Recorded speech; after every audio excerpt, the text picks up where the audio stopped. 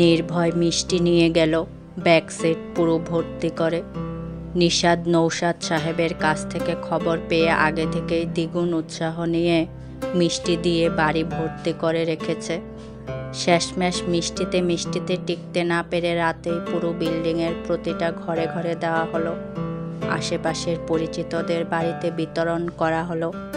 রাত্রি বসে বসে আগাগোড়া তবদা মেরে দেখেই গেল দুই ভাইয়ের পাগলামি। সেখানে থেমে গেলেও হতো। পরের দিন নাহিদা নৌশাদ সাহেব দুজনই এলেন, তাদের আরেক দফা পাগলামি। নাহিদা হাতের চুড়ি খুলে রাত্রিকে পরিয়ে দিয়ে গেলেন। নৌশাদ সাহেব হাতে উপহার গুজে দিয়ে গেলেন। নির্ভয় মানা করল না কোনো কিছুতেই। প্রথমবার মা বাবা হবার অনুভূতি তবে এতই সুখের, আনন্দের ঠাসা। সময় পেরোলো নিয়ম মেনে। দিনের পর রাত, রাতের পর দিন। পেরিয়ে গেল মাস, বদলে গেল ঋতু, প্রকৃতি, জীবনধারা। দিনটা মঙ্গলবার। রাত্রির শরীরটা ভালো থাকে না ইদানিং। 3 মাসে পেট উঁচু হয়েছে খানিকটা। শাড়ির উপর থেকে অবশ্য বোঝা যায় না তেমন। বারান্দার সন্ধ্যা মালতী গাছে নতুন দুটো ফুল ফুটেছে, সাদা রং। সূর্যের আলোয় কি রূপ তাদের। বুকের উপর বই রেখে ঘুমিয়ে পড়া রাত্রির হাত থেকে বইটা ছাড়িয়ে নিলেন নাহিদা। পাশে রেখে গায়ে চাদর টেনে দিলেন। আগামী সপ্তাহ থেকে পরীক্ষা। পড়তে পড়তে ঘুমিয়ে যায় খালি। মেয়েটা ঘেমে গেছে এসির মধ্যেও। শাড়ির আঁচল দিয়ে গলা মুছিয়ে দিলেন তিনি। শেষমেশ ফুল গাছে জল দিয়ে পর্দা টেনে দিয়ে বেরিয়ে গেলেন রুম থেকে। এখানে এসেছে 2 সপ্তাহ হলো। রুবিনা নিজেই অসুস্থ, চাইলেও মেয়ের খেয়াল রাখাটা হয়ে ওঠে না তার। ওষুধের ডোজে বিছানায় পড়ে থাকে সারাদিন।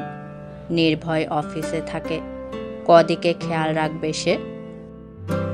রাত্রি উঠল বিকেলের দিকে। চোখে তখনও ঘুমের রেশ, ক্লান্তি কাটেনি। ভার্সিটি বন্ধ এই সপ্তাহে, এতেই যেন একটু স্বস্তি। টিউশনি ছেড়েছে আজ 1 মাস। আস্তে ধীরে উঠে বাইরে গেল সে। নাহিদা তখন রুবিনার রুমে বসা, গল্প করছে দুজনে। ঘরের দরজা খোলা, বিধায় সহজেই রাত্রিকে চোখে পড়ল। নাহিদা তড়িঘড়ি করে এগোতে এগোতে চেঁচিয়ে উঠল, আহা, একা একা আসলে কেন? ধরো, মেয়ে আমার কথা শুনে না একদম। দাঁড়াও দাঁড়াও ওখানে। রাত্রি চেয়ার ধরে দাঁড়িয়ে গেল। মাথাটা আসলেই ঘুরাচ্ছে। দুপুরে যা খেয়েছিল তার সঙ্গে সঙ্গেই বমি করে ফেলে দিয়েছে। তারপর আর পেটে কিছু পড়েনি। নাহিদা এসে ধরলেন, চেয়ার টেনে বসালেন। জল খাওয়াতে গেলেই রাত্রি বলল, না না, বমি হয়ে যাবে, খাবো না। নাহিদা গ্লাসটা ঠোঁটের সাথে ঠেকিয়ে একরোখা কণ্ঠে বললেন, এটা জল, জল খেলে বমি হয় না। হবে মা, বিশ্বাস করেন। তার কাতর কণ্ঠে হেরে গেলেন নাহিদা। জলটা নামিয়ে রাখলেন টেবিলে। মাথার চুলে আঙুল বুলিয়ে দিতে দিতে বললেন, বমির জন্য না খেয়ে থাকবে? রাত্রি ছোট্ট গলায় উত্তর দিল, না, খাবো তো পরে। 8:10। কোলের উপর বালিশ রেখে খাতায় কি যেন লিখছে রাত্রি। সামনে পড়ার বই খোলা, সেখান থেকে দেখে দেখেই কিছু একটা লিখছে সে। নাহিদা ঢুকলেন। ড্রেসিং টেবিল থেকে তেল নিলেন। বিছানায় উঠে পিছে বসে তালুতে ঘষতে গেলে রাত্রি আতকে বলল, না, তেল না মা, কেমন চটচটে লাগে, প্লিজ। নাহিদা শুনলেন না। এতগুলো ঢেলে দিয়ে হাত দিয়ে ঘষে দিয়ে বললেন, চুপ, পাজি মেয়ে, মাথা ব্যথা করবে খালি, তেল দেয় না একটু। এত সুন্দর চুলগুলো সারাক্ষণ জট পাকিয়ে রাখে। চুপ করে লিখো, আমি তেল দিবই। রাত্রি চোখ মুখ কুচকে বসে রইল। নাহিদা তেল মাখাচ্ছেন আচ্ছা মতো। বিলি কেটে কেটে গোড়ায় গোড়ায় ডলে দিচ্ছেন। রাত্রি মাথা পিছে ঠেলে নাহিদার পেটে ঠেকিয়ে চোখ বুজে রইল। হালকা গলায় বলল, আপনার ছেলে কখন আসবে মা? আমার ভালো লাগছে না। নাহিদা ভেতরে ভেতরে হেসে ফেললেও মুখে রাগ দেখিয়ে বললেন, খাবে না দাবে না, ছেলে আসলেই ভালো লাগবে নাকি? লাগে তো, আপনার ছেলে আসলে আমার খুব ভালো লাগে। আসবে মা, ওরও তো কাজ থাকে তাই না? রাত্রি উত্তর দিল না সাথে সাথে, তবে কিছুক্ষণ পেরোতেই অবুঝের মতো কাঁদো কাঁদো গলায় বলল, ফোন দিন না মা, আসছে না কেন? এতক্ষণে তো চলে আসেন উনি।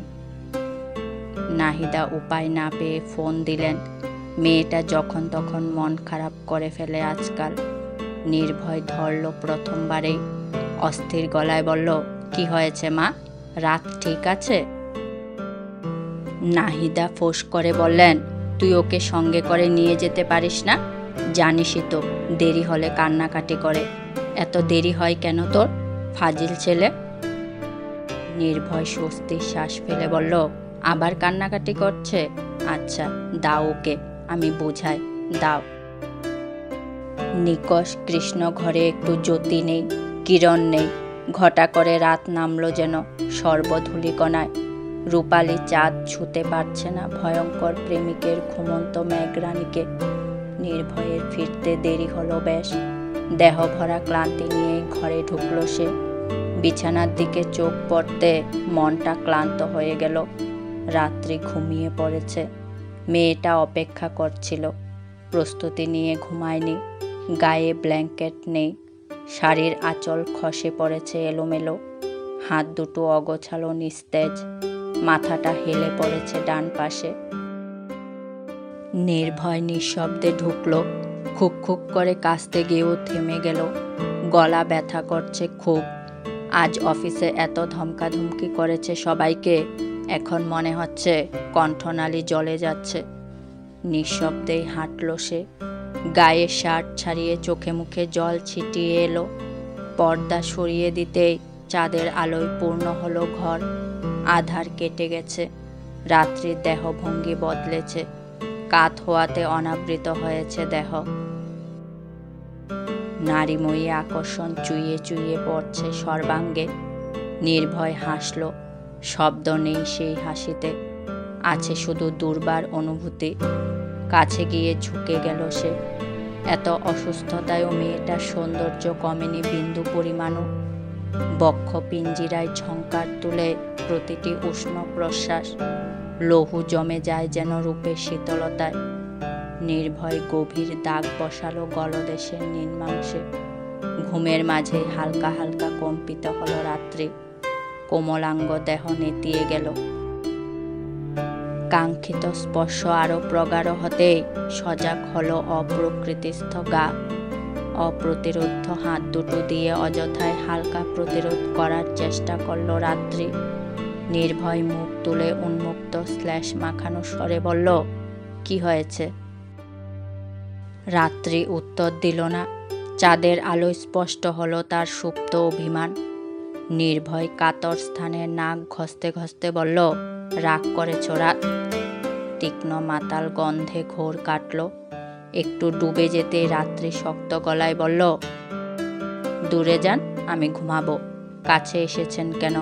আমি তো আপনার এত গুরুত্বপূর্ণ কিছু নই। নীরবতা। নিষ্কম্প অভিমানিনী নিষ্পাপ মুখশ্রীর দিকে চেয়ে চেয়ে নির্ভয় মোহ কণ্ঠে বলল, আমার প্রাণ নাশকারিণী, আমার নির্মোহ হৃদয়ের একমাত্র মোহ, আমার নির্মেঘ আকাশের শুভ্রতম মেঘ, আমার বৃষ্টিহীন বর্ষার এক পশলা বর্ষণ, যার পদ্মলোচন চোখে আমার দাম্ভিকতার মৃত্যু, কোমলতার আবির্ভাব, আমার নিশীথিনী, আমার বিভাবরী, আমার রাত তুমি। চোখের কোণে বিন্দুকণা জমা হয়েছে। মানের সিক্ত বহিঃপ্রকাশ। কার্নিশ বেয়ে গড়িয়ে যাচ্ছে অনবরত। নির্ভয় হতাশ চোখে চাইল। রাত্রি শ্বাস চেপে বলল, আপনি এইসব বলে বেঁচে যেতে চাচ্ছেন? তোমার এই রুদ্ধ স্বরে কতবার মরছি জানো? রাত্রি চুপচাপ। নির্ভয়ের ঠোঁট অঘোষিত বারণ মানল না। আদরে আদরে অভিমান গলে জল হলো কোমল নারী মনের। হার মানল রুষ্ট হৃদয়। তুষ্ট হলো সব। রাত্রি ধীর গলায় প্রশ্ন করল, খেয়েছেন? হুম, খেয়ে আসেন যান। কাজ ছিল রাত। রাত্রি মৃদু স্বরে বলল, ঠিক আছে। নির্ভয় উঠে গেল। ওঠার আগে একবার উঁচু পেটে কান পেতে কি যেন শুনল। বিড়বিড় করে বলল, তুমি খেয়েছ আম্মু? ও আম্মু না আব্বু, আপনি কিভাবে জানলেন? জানি। খেয়েছ তুমি? হুম। চাঁদের আলো তখন তেসরাভাবে পড়ছিল নির্ভয়ের মুখের অর্ধাংশে। এক পাশ উজ্জ্বল, এক পাশ অন্ধকার। কি নরম সেই চাহনি, কি কোমল সে অর্ধাঙ্গিনীর প্রতি।